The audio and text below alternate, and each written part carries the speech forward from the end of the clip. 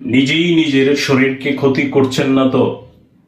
ডিম গরম করে আবার খাওয়া যাবে না, আলু কাঁচা অবস্থায় খাওয়া যাবে না, মাশরুম কাঁচা খাবেন না, রান্না করার ভাত বেশি সময় রেখে খাবেন না, শশা খুব বেশি করে ছোলা ছিলবেন না, ব্রোকলি বেশি সেদ্ধ করবেন না, টমেটো আঘাতপ্রাপ্ত বা পচা হলে ফেলে দিবেন, ব্যবহার করবেন না, পেঁয়াজে নরম বা পানি বের হয়ে আসলে এই পেঁয়াজ ব্যবহার করবেন না, রসুনে অঙ্কুরিত হলে বা গজ হলে ওই রসুন ব্যবহার করবেন না, ওটস বাসি হলে খাবেন, রান্নার তেল ভাজার পরে আবার ব্যবহার করবেন না, দুধ বারবার গরম করে কখনো খাবেন না।